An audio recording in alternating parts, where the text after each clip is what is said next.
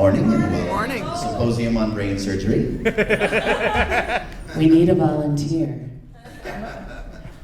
Can you get me the scalpel, please? Today we'll be doing neurosurgery. Who saw Get Out? No, I'm kidding. Hi, everybody. Welcome to Sunday morning. Yay, the last survivors. Okay, who got sleep? Who got sleep? Anybody? Who didn't get any? Bravo. Who came in here to That's a sleep? con success. That's achievement unlocked. Where are you? There you are. Good morning, Ed. Look at your hair. See, we meet people here, and they're all done up in, in caps and chic hats, and all of a sudden they're like, "Oh, look at your hair! It's gorgeous." Unfurled. I know. Fantastic. Thank you all for being here on a Sunday morning. We're gonna just go nice and cash today. Yeah, and sorry for crashing the panel.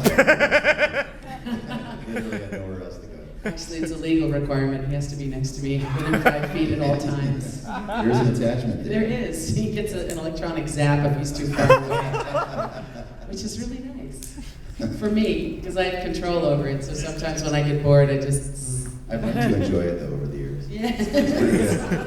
Plus, we alternate where it actually goes on his body, so that's fun too. Too soon? Too soon. No such thing as bad scar tissue, though. Oh, we saw Logan last night. Oh. Have you guys seen Logan? Haven't. It's Yes. a happy movie. It's very happy. Along with Get Out, that's a happy movie. It's very happy movies. Gotta say, I'm a little melancholy, baby. Yeah, that was awesome. I It was liked so it. good. I liked it. Yeah, except for the guy who's snoring in the. Oh, right. Naruto. You guys have interesting places that you take naps. Because there was a guy in the front of the theater who was full on at a really important, quiet part, and the whole crowd started laughing, and I was like, Oh. And I'm just thinking to myself, wouldn't somebody wake him up? I mean, you could hear him in the back row. You would think, wouldn't somebody sitting next to him go, Mom, you're snoring, or somebody. Suck his nose and his mouth until he either expired or woke up.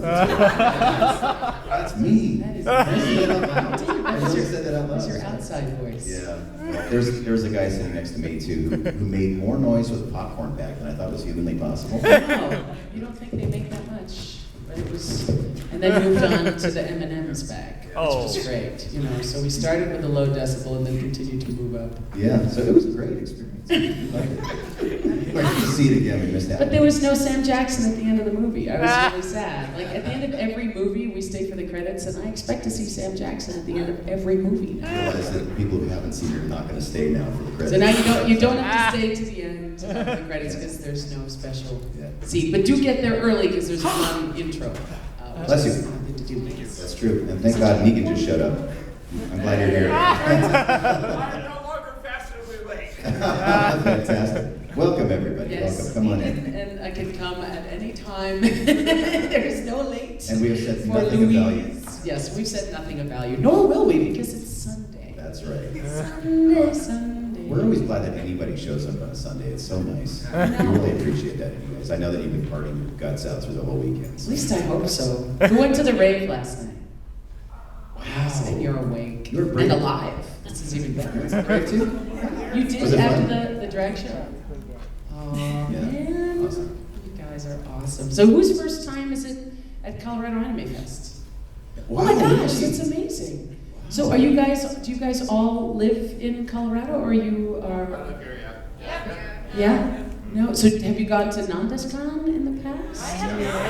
That's a great con too, I really love it. You guys are so wonderfully nice here. I know I probably should talk about other cons here, but there's so many people from NandesCon here as well, so it seems like now you've got, it's like having a spring and fall Ren Fair, It's like, it's a great, you get one, twice a year to be able to come and meet everybody, which is nice. Fast. Yeah. So are there any questions that we haven't answered for you yet? Does anybody have no idea who we are? We just decided to come. You have no idea who you are? That's awesome. Oh, okay. Oh. No, that's awesome. We love that. I would. Yeah. All right, so I have a question for Mary. Yes, I love those. Okay, she knitted me the most incredible, what are they called? Dragon scale? Fingerless gloves is what they were. Dragon scale fingerless gloves, and they're green, so they actually look like a green dragon. Yeah. And, or whatever mood you're in, they could look like a mermaid too. They're exquisitely so beautiful. And since I just got resorted into Slytherin, they're kind of... Oh, even better! I know, right? Why are there more of us these days? Because I was Gryffindor. I was a Lannister and Gryffindor, which I thought was a nice yin and yang. And then I went on to Pottermore, but I did like the 140 question one on the internet, and I was Gryffindor. I did the 10 question, dark or light, and all of a sudden I'm Slytherin. I'm like, and my Patronus is a shrew. How awful is that? Awful. So I put in another. I resorted myself with a new email address, and I got a garden snake. I'm like, anyway. So I've been listening to Liam and Sam's podcast, All Work No Play, and so I understand you guys are like super busy. But my question is, when you get a chance to be on Critical Role again, are you going to drag Steve along? Oh, I would love to. I don't know. It's kind of intimidating to go on. I mean, I think the first time I went on was like a year and a half ago to Critical Role. Do you guys know about Critical Role? It's awesome. Roll for initiative at all times. Where are the dice? There's no dice dealer. And I love your hoodie. Yes, the softest hoodie in the world. I love going to conventions because I always like finding new dice, which is really fun. But there are no dice dealers here, which is sad. Anyway, there's Thursday nights. It's called Critical Role, and you watch some nerdy-ass voice actors, which is they are self-described by Matt Mercer, play Dungeons and Dragons, and it's full-on role-playing with some of your favorite, or if not, you know them, voice actors: Travis Willingham, Laura Bailey, Liam O'Brien, Sam Riegel, Taliesin Jaffe, Marisha Ray, and Ashley Johnson. And now Ashley's boyfriend Brian Foster does Talks Machina, and we've started our own home game, which is really fun, which we're hoping to... But we're at level 2. Yeah, literally, And level 2. And Critical Role is what, level 17? They are now, yeah. Planets at each other next week. If they can get through hell, the 9 hells, they're going to start. So Somebody did tweet yesterday, he's like, why did Zora go down and meet them? And Matt's like, just because she is one doesn't mean she knows anything about it. And I said, yeah, but I would totally bring the fire, water, and beer, y'all. So I keep hoping, keep bugging Matt. I'd love to go, but Will and I would love to go back on. I just don't want to kill our friends. So I want to learn a little bit more about it. She's a much better student than I am. So before she went on Critical Role for the first time, she sat with the book and she studied and studied and studied for weeks before you went on the show. I'm not that dedicated to anything. So if I can just go on and oh, I'm dedicated to you. You're beyond anything. This is not going well, is it? But I was thrown in at level 11 after never playing before with a warlock, which was like, what am I doing? I got very lucky. Laura Bailey is still mad at me that I have now killed an adult white dragon and a beholder. Yeah, so cool. It's so much fun. We play our game again this week, and I'm so excited. I play Griffin, who is a wild sorcerer, and she doesn't know that she's a wild sorcerer because she was cursed. She's an Eladrin half-elf, Sunny Eladrin. Her evil uncle cursed her, so she doesn't know that she's cursed. So this other side, whenever the DM makes me roll for the wild magic, this character named Jersey, how the frick are you guys doing? And she comes, casts a spell, and then goes away back to Griffin, who is based on Queen Elizabeth from The Crown. So it's quite a nice mix. Schizophrenic wild sorcerer. It's fun. I'm a dwarf barbarian who's constantly drunk. Very much based on Ogren from Dragon Age, with a bunch of really weird twists to it. He has hair that's in dreadlocks that has a mind of its own. With every emotion, it sort of does something different. He was born with a tail, sort of like a stubby little tail. I'm going to put a bell on it soon. We can keep track of our chaps. Yes, yeah. And he's a moonshiner too, which is kind of nice. What's fun is our DM has put us in the world of the old Dungeons and Dragons animated cartoon, Nice. which is really fun. So we're currently searching for Presto's hat. Nice. That is our current quest. and we're not doing very well. Ah, man. But I did a water elemental rose, and I was in the room alone, and I was like, I gotta sleep! And the water elemental went back down, and I was like, come on! I'm at level 2, I'm very squishy. I will die. Yeah. D&D's awesome. I find as I'm getting older, I'm becoming a bigger nerd than I thought humanly possible, and I love it. It's so much fun. Like, I admire your nerd. It's all good. Yeah, we buy each other weapons for holidays and birthdays and things now. So we've got swords and horrible torture devices. Yeah, we will. We're working on that. Yes. It was friend who's a blacksmith, and we're going to ask him to create some really weird. Yeah. Well, he's creating a sword for Zara, which has a white dragon handle, the head of a white dragon, and then the blade is sort of curved, and it's going to have Wendy Doodles, Wendy Sullivan, who's one of the great artists for Critical Role, and also for Tangled, the series, which premiered last night, 2 nights ago. Please watch every week, it's wonderful. Steve's on it. Is doing all the artwork for the blade design itself. Cool. So it should be fun. Awesome. Hopefully in time for Ren Fair, but probably not. Anyway, yeah, in the back. So if you guys get weapons for each other, what's your favorite weapon that you, from your characters that you've had, that you just had to get in real life? We haven't done that yet. No, We I just started. want to get him a Buckethead, Attila. He plays the pub thug Attila Buckethead, who has a very interesting. No, it was mentioned in the song in the original movie. You're a pastry guy. Yes. Yes. Yes. So, but it's this I like giant. to bake. It looks like a giant bucket with horns on it, and that's what we're gonna get It's you. literally just a steel, or whatever that's made of, steel pail with a little handle and 2 horns. Yeah, we're gonna have that custom made at some point. Yeah, but Steve got me a Crusader sword for my character in Diablo 3 last year. It's this giant broadsword, and I felt like such a badass walking through Ren Fair. I actually went as the Crusader. I was like, I don't feel like putting on a corset. I'll just put on, those things. It was fun. Yeah. Yeah. More weapons to come? Yes. Question? No, I forgot. I forgot it. Forgot? Okay. Did you have a question? Wait, what does that mean? Do you think there's ever such thing as a sober dwarf? Ask Will Wheaton. No. I don't know enough about this to comment on that, honestly, so. The main thing about voice acting, when you did Major though, how hard is it to do a character that is serious and with like ideas and ideas that Ghost of the Shell brings about the human condition? Yeah, the Ghost in the Shell movie's coming out, and I played the Major in the series. Ghost Standalone Complex, seasons 1 and 2. And we did 2 movies and all these games, and now we're still doing First Assault Online. And she was really interesting to go into to voice act. One, just because normally I get all the villains, because I have a really deep voice, and I don't do really high end stuff, which is usually what all the ingenues are. All of our female leads are, they're very high and everything, and I live in a much deeper place. So to actually use my own voice for a character that was not a villain was sort of fantastic. And then to play someone who was really in search of who she was in a world of technology that had sort of surpassed our own humanity, and where she finds her place now. Does she want to live in the net? Is she attached to Bateau enough to stay? She explored things that I'd never explored as an actor in anything really before. So it was a fascinating journey to go on with her.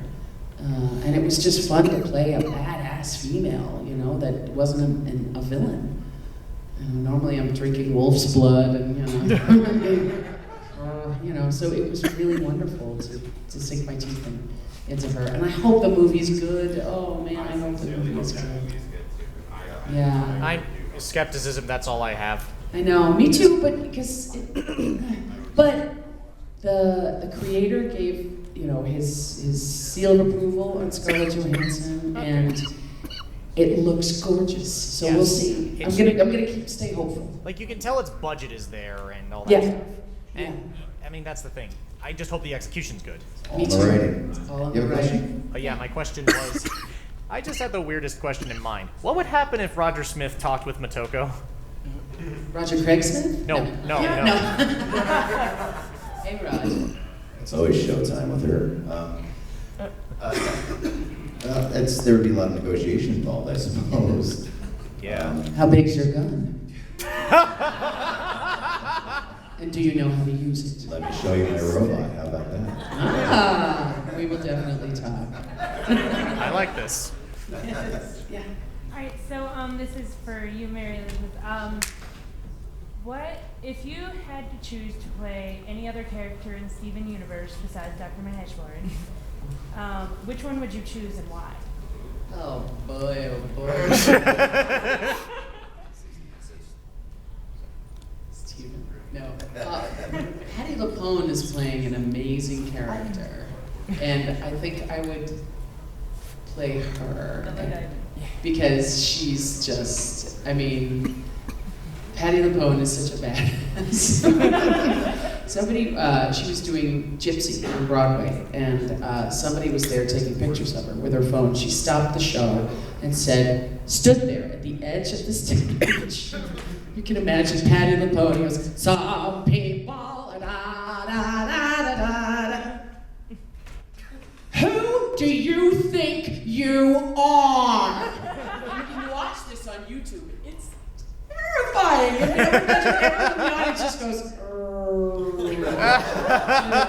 and the audience shrank 3 sizes that day. So I would do anything to walk in her footsteps. Or play Steven. He's fun. Or Connie. Connie is so brave. I just love that she's just this brave, and she teaches her mom so much. This woman who is so educated and, this brilliant doctor, and yet overprotective. Well, I think seeing that your daughter is basically, running around with aliens and fighting them with a sword, Connie. I mean, it's pretty fantastic. So, but for her to learn something from her daughter is an amazing thing. Where are you going? I'm kidding. No. In the wrong room. What else? What else? Yeah.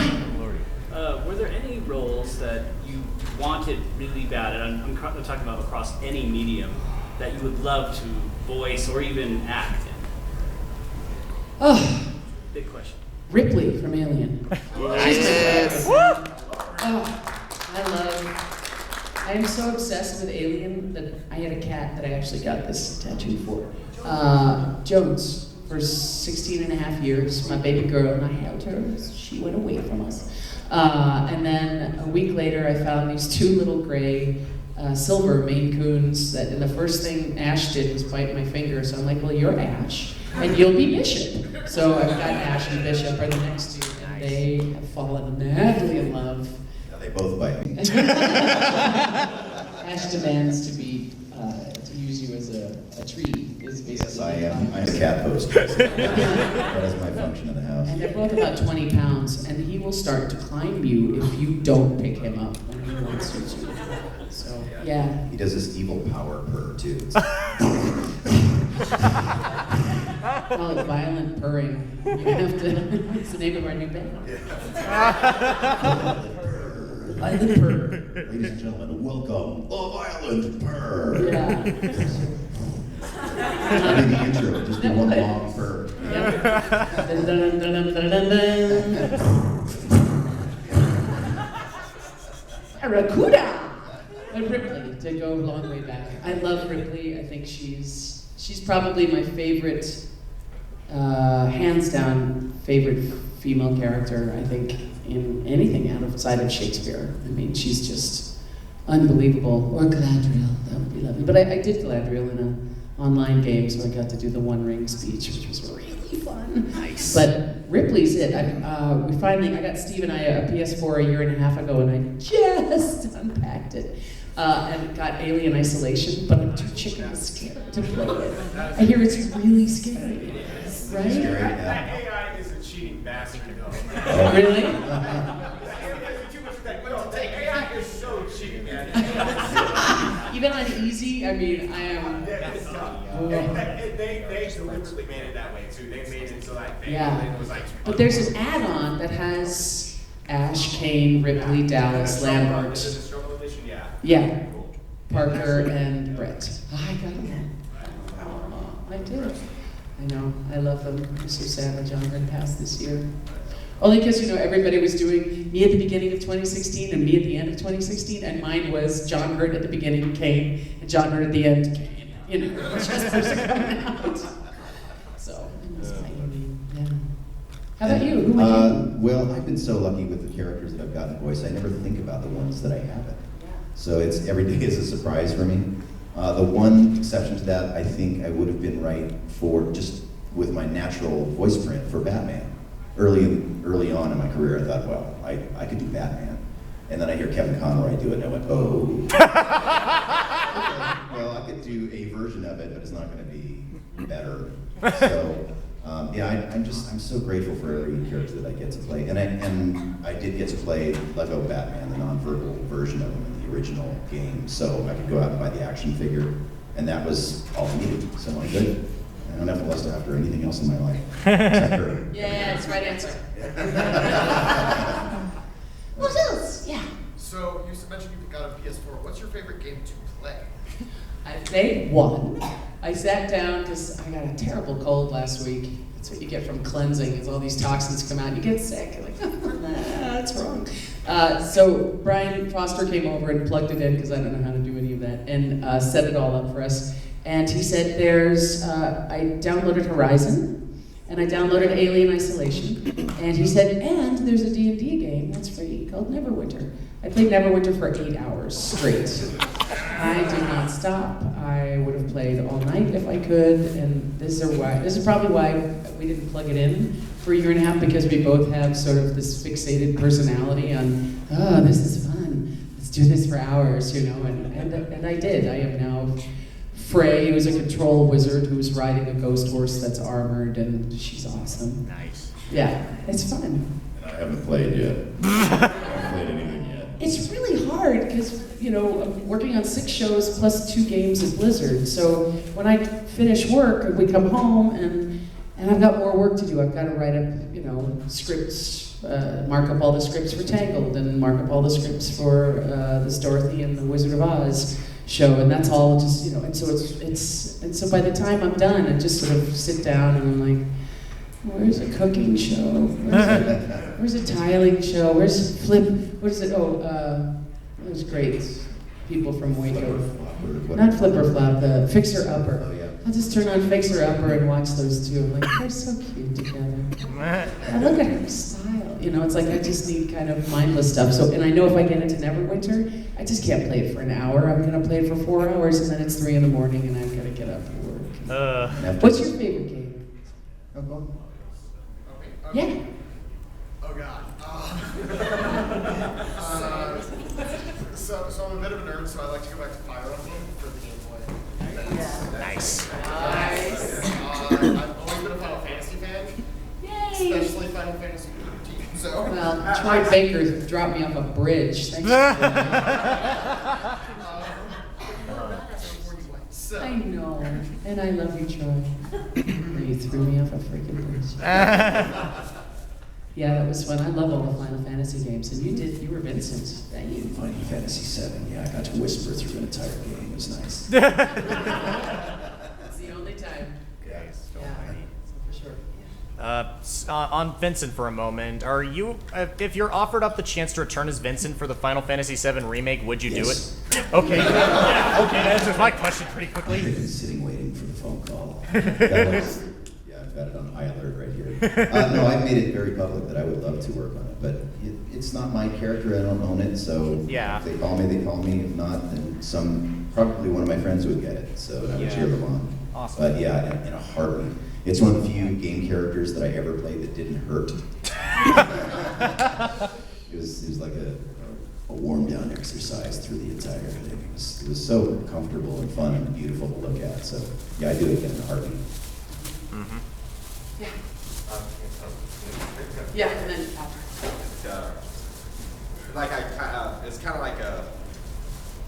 kind of in response to like what I did yesterday regarding when I met you guys at the signing. Yeah. And I told you guys and Karen not so long ago, like people like you and people who work in the industry like you, who work as hard as you do, you help inspired me to do what it is I want to do as like a dream career. I actually plan on being a writer, and other like authors like Neil Gaiman and Catherine Applegate, who I sent a letter to that said pretty much saying like a thank you note as to what she did working on the Animal series. I actually got a response back from her, by the way, saying like, oh my God, that was amazing. So That's awesome. yeah, I just wanted to know, what is it, who are the people that help inspire you to do what it is that you do every day? You? Literally, lately, I mean, you guys are the biggest inspiration for us, I think. In terms of the industry, which I know is what your real question is, but that is the actual accurate answer.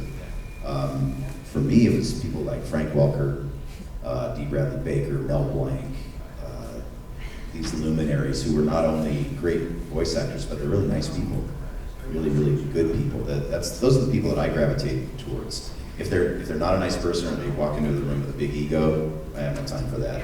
It kind of crushes me. So you gotta be careful when you're meeting your heroes. Oh yeah. But I fortunately, once when I met you too. Oh, I know you I'm were sorry, so I didn't mean, know. wasn't it? Yeah, but fortunately in our neck of the woods, voice actors are generally really nice people.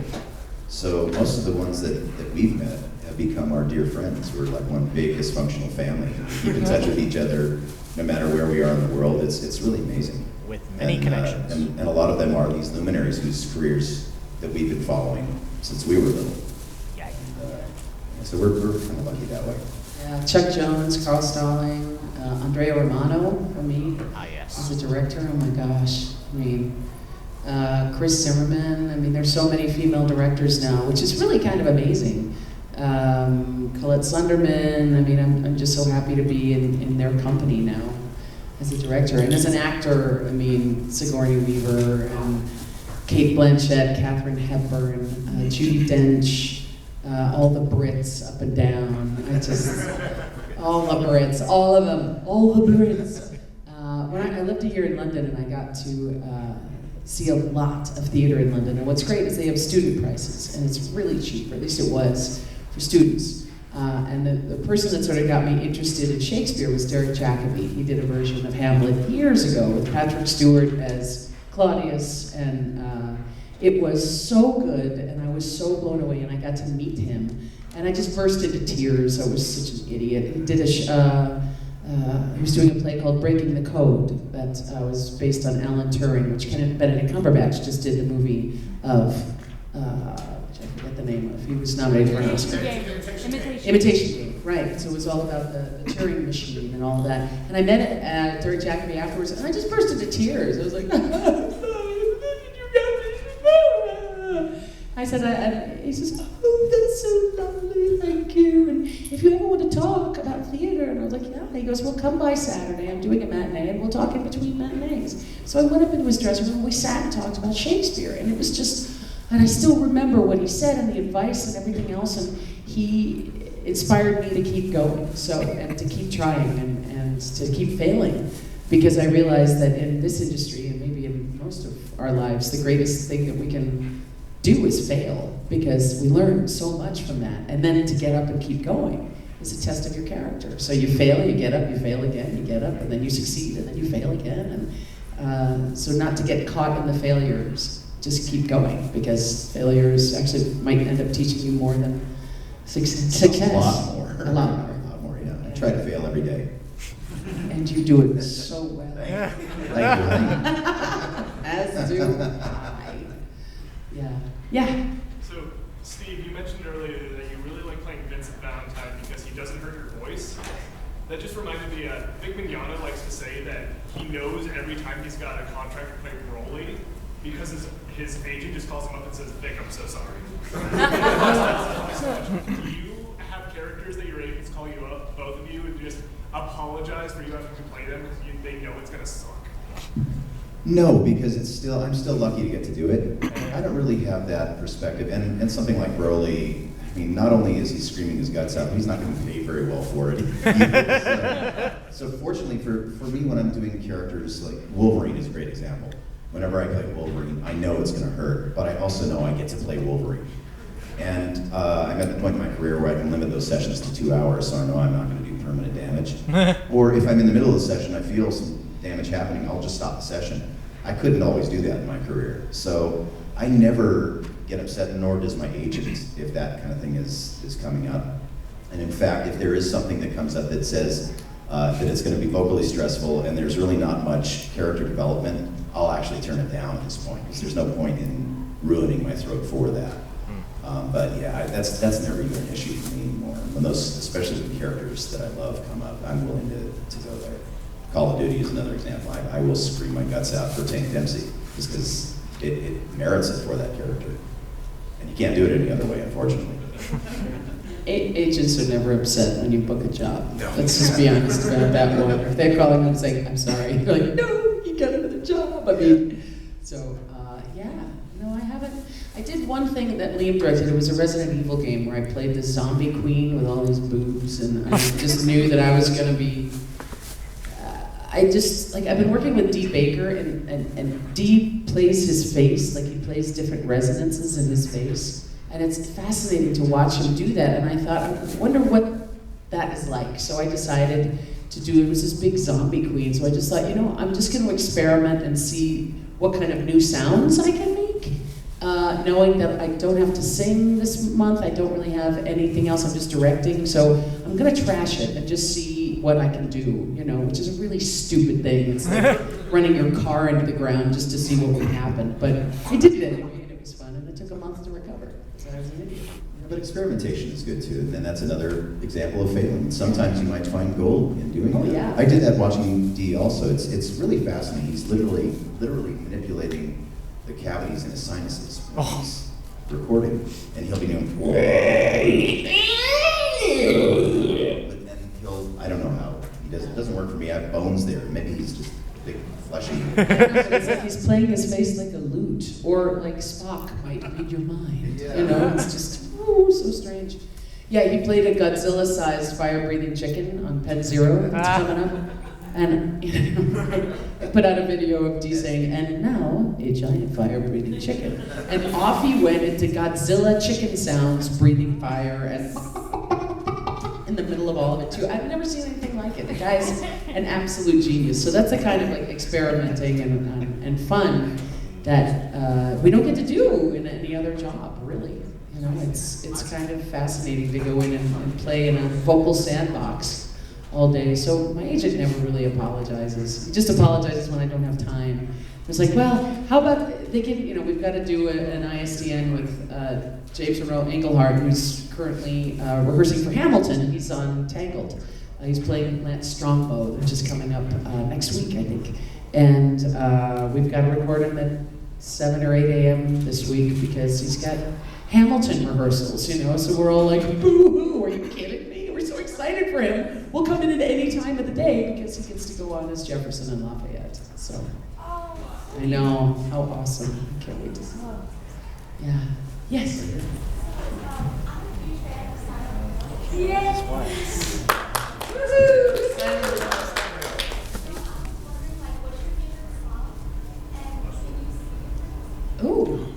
Oh, we just had a warm-up singing "Sail Away" in the in the thing. I think it would be the Room of Angel. Okay.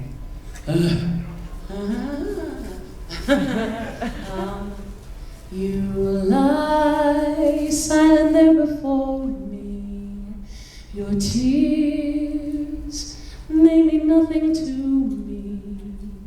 The wind howling at the window, the love you never gave, I give to you. Really knows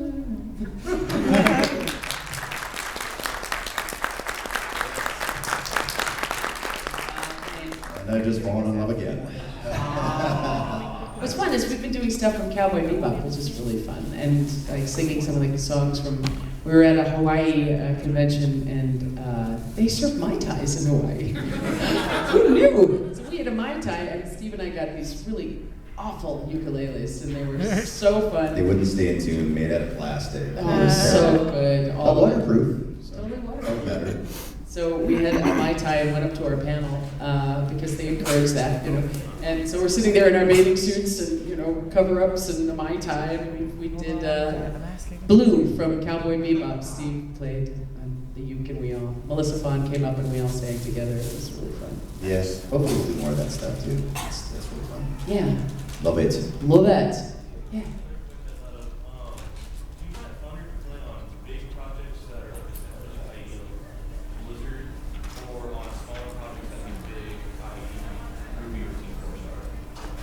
Anything that pays us, we'll do. I don't know, there's something to be said for working on like Final Fantasy and walking in and just like, oh my god, I got to be on Final Fantasy! Or Star Wars Rebels, coming into season 3 as Governor Price, just, trying not to wet my pants as I go into the studio for the first time with everybody, and oh my gosh, so there's something definitely to be said for that, but then there's also something really cool to be a part of, like Steven Universe. Who knew that was going to go anywhere? And now it's this wonderful, amazing show. So it's, I don't know, there's something to be said for being on something that is completely brand new and all of a sudden just takes off. And you didn't expect it to. Yeah, you have to kind of treat every character that you work for with the same respect, no matter what the franchise is. Because like she said, you never know where the franchise is going to go, and then you're hired to do that job anyway. So whether you're Soldier A or the lead in some amazing giant franchise, you have to put just as much into that in that moment. Otherwise, why bother going in? That's just been my philosophy anyway. If you're going to go and do Broly, you're going to scream as loud and hard and well as you possibly can, because that's what the character requires. So yeah, but it is pretty fun working on Star Wars. Critical roles. Steve, so you said you would love to play Batman. Can you give us our Batman? I'm Batman. Harvey Dent. Christian Bale. I love Christian. Where is he? I'll never do Harvey Dent. Yeah. How did you do a lot of singing before the Silent Hill games, and how did you get involved in those? Yeah, I've been singing my whole life. My whole family sings. We get together with Yvonne Traps. We sing in 4-part harmonies, and Dad brings sheet music during the holidays when we sing. And we go Christmas caroling every Christmas Eve. And I was in the church choir. I was in all-state choirs and madrigal groups. And it was just a way to keep my sanity, I think, was singing, always was. And my first job in LA was singing, 2 jobs, was singing at the Smokehouse across from Warner Brothers, which is a great old place, and then singing in the Beetlejuice Rockin' Graveyard Review at Universal Studios Hollywood, where D. Bradley Baker came in my second year there as one of the Beetlejuices. So I've been singing my whole life. I started working for Zero Limit Productions that did Akira and Ghost in the Shell and Cowboy Bebop, and I'd been working for them for a number of years, and I think I had already done the song for Ace Combat Zero at that point, and they said, hey, we've got this project, you want to, do a singing audition for this new game? And I said, sure, and I got it. And I heard the songs, and I thought, to Akira, I asked him, I said, I'm interested why you would choose me to do this, because these songs are sort of high or too lyrical, they don't seem to fit my voice. And he said, that's why. Because you've got such an interesting voice, and it makes it sound a little bit off, in the sense that that's what Silent Hill is about. It's about the light and the dark together, the cold and the hot together. It's about something that's just not quite right. So if you're singing the letter and it's too high for you and it comes out breathy and sort of strange, that's the mood that I want to set with this song, and with all of them. And that's how I got into it. And we hopefully will start doing some. We've been talking about doing an album, which would be great, a new album. But we've been touring in all over the world, which is kind of fun. Last year we did France and Russia, and going back to Russia. Russia's big these days, who knew? Anyway, yeah. Huge in Russia. Huge, we're huge in Russia. Nostrovia. Yeah, one in the back. Okay, so I got a question for Steve. Next question. I did it to you yesterday, too. Sorry, this is Mary's panel. I'm just here for eye candy. Okay, so the episode of Spider-Man where Spider-Man and Wolverine switch bodies, was it kind of strange, like Yeah, it was really funny. That session was really difficult. We could never figure out who was supposed to be voicing whom because it wasn't clear in the writing, and the writers were there and they got confused too. So that session took twice as long as pretty much any other Wolverine session I'd ever done before. I think it came out pretty well though in the end. But yeah, everybody in the room was confused. At one point, we just had to stop the session, go take a break, and everybody had to breathe and sort of consult to figure out what we were supposed to do. And we would, one of us would read the line, the other would copy it for each character, and just to get the right inflection and all that. And we were still confused even after doing that. But yeah, it was really fun. We had a great time doing that. So, I was wondering, in terms of like being directed or being a director, like what are some of the most helpful notes you've gotten from voice acting? What are some of like the least non-helpful director notes that you've ever gotten? The least are always, it's really hard. I think as actors, a lot of the time we spend we become interpreters sometimes of what a client wants. If the director isn't concise about what they want, or if the client doesn't know what they want, I think those are the most difficult and challenging sessions, when you've got someone saying, oh, no, not that. Just give us another. Just do it again. Just do it again. I need to hear your power, but you have to be softer. That was my favorite one. I was working on some anime, I don't even remember what it was, and the director, who was very Japanese, this wonderful lady, goes, okay, that's good, but hard but more soft. Okay, go. And a little bit of purple. And you put some more purple. You're giving me blue and I need green. You know? So that can be very difficult at times. As a director, it's sort of our job to translate the confusion that can be with the people behind us, because sometimes there are a lot of people in the room. And it's sort of my job to take all of this information and siphon it into something that is concise and clear that the actor can then use. And every actor spins off of different things. So every actor has a different key. So you've got to find the key to the actor, the key to all of the people behind you, and try and give them exactly what they want. Sometimes whether if you agree with it or not, that can also be challenging. And I love directors like Mary or Chris Zimmerman or Charlie Adler, who will literally just say, okay, that was great, do a better one. How about, okay, that was great, just give me one more with talent. Charlie Adler would do that, and I love that. My favorite is, good, one more, suck less. Suck less. Suck less. Maybe use the words we gave you. Yeah. That would be nice. We pay our writers a lot of money, so let's keep our investment strong by reading their words. Which is great, it's like actors go off on, and their own improvisational skills are so amazing. Tom Kenny is a genius, plays SpongeBob and among other million things, and he's one of the funniest people I've ever met in my life. We did a session last week. I don't know if you get to a point when you laugh so hard that you feel like your brain is going to split in two and you just start crying, to the really ugly crying, laughing. That happened to me last week in the middle of a session. I just had to stop. I was lost. Yeah, it took a while to start moving again. Oh. That was a good moment. Yeah.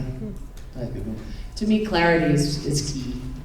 If I can get something that's clear and awesome from a director, that's great. And if not, then I'll give a director something that I would be proud to have heard. It's just like, okay, I'm not sure I understand what they want, but I'll try it again and try something a little different, tweak it a little in a different way, and see if that hit what they wanted, because sometimes you just don't know.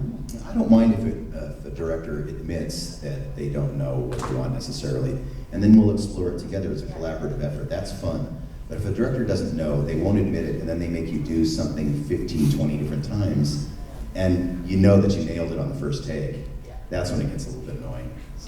And that does happen. It does, just like, I need to get over there! And like, oh, that's good, one more time, hit there. I need to get over there! Perfect. I'm like, didn't I just do that? I just did that. And then you become William Shatner at some point. Yes. I need to get over there. Get I need to get over there. I need to get it over there. Get to the chopper. That's his best Schwarzenegger. That's Shatner's best Schwarzenegger. Anyway, sorry. I can do Schwarzenegger all day now. That's all you need to do for Schwarzenegger impersonation. Do Schwarzenegger.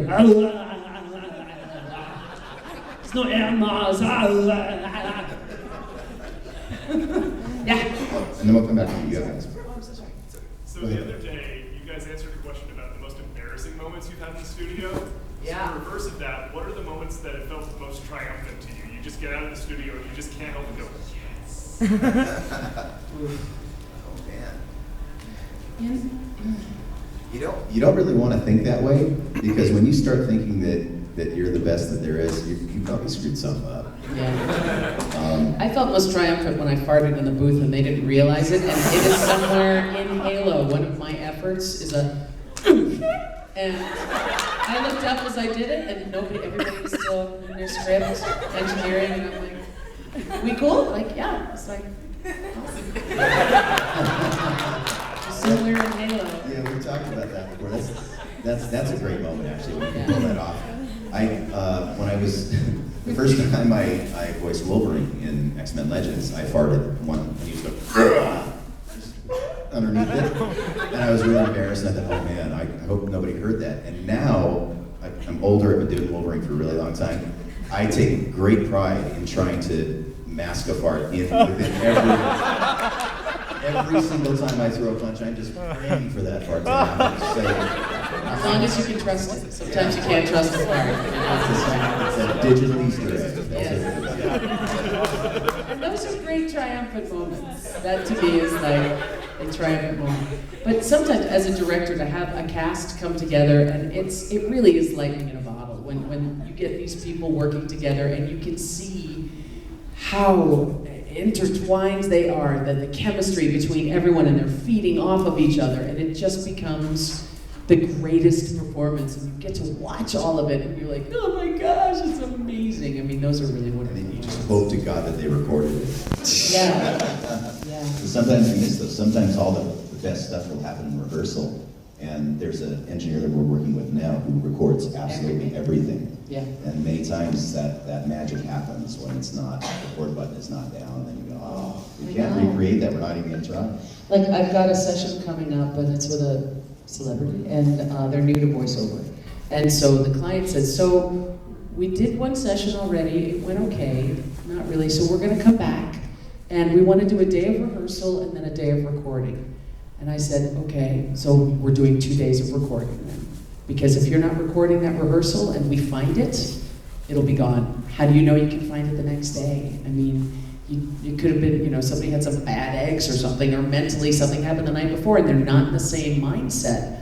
When you find that gold, you record it. Always. Always be recording. Always be closing. It's always. Well, especially if the actor isn't used to doing voiceover. Yeah. Which this actor is not used to doing voiceover. So if there is some happy accident like that, they may not be able to recreate that. Yeah. So, yeah, because then they got a laugh, and the next day they asked for a cup of tea and they got a laugh, and the next day they're asking for a laugh and not a cup of tea, if that makes sense. Oh, that's really deep. That's good. Don't ask for the laugh, ask for the cup of tea, and you might get the laugh. That's good. We all learned something. Yes. How about you? Is there, for some of the companies, you more free reign over how you determine, or is more of a micromanagement? It depends on the client. I talked a little about this yesterday. There's some clients that are just, I want you to do exactly what I am doing. So much so that one of the executive producers fired the lead and did the voice themselves with no director. That was interesting. I was like, okay. But sometimes they'll let us just go off and they say, look, this is an outline, make it funny. Sometimes they're like, this is very important that it needs to go like this. We need to have them say this way, because it's the only way to push the story forward in a very specific way. So it really does depend on the client. And especially with anime sometimes, if they cut up, like Hayam Saban was sort of legendary with Power Rangers, taking footage, cutting it up, remaking it. Digimon, cut it up, reimagine it. We just did that with Glitter Force, cut it up, reimagine it. People get mad that it's not true to the original, but it's now westernized to a different audience. And in that case, they'll say, make it funny. Do whatever you can to make it funny. But like with Naruto, they'll say, stick to the manga. As a writing staff, stick to the manga, and as a series, we want it as close to the original as possible. And that being said, when you have a great director like Mary in the room, we will get it as written. We'll get it with the original intent. And then if we have a great idea, she'll say, okay, give me one as written. Now let's hear what you got.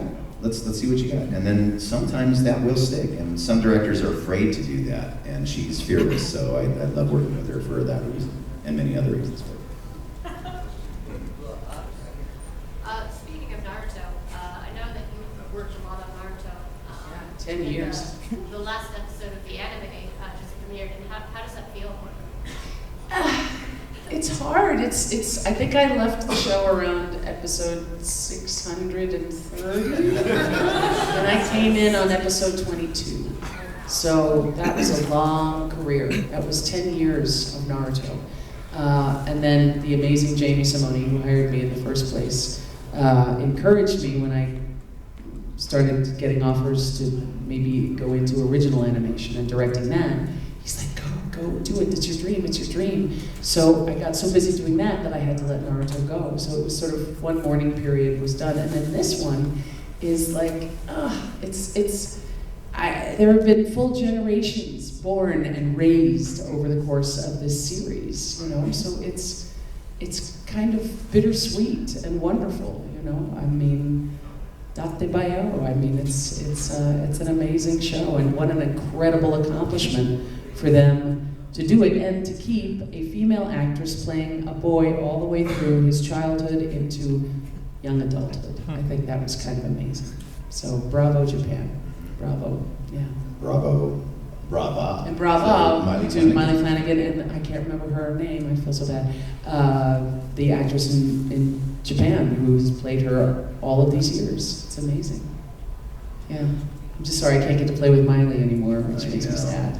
Because we had so much fun in the booth. We've got to play on our own dime now. Yeah. Guys, I get to let you know we have time for one more question. God, is that you? Grandma?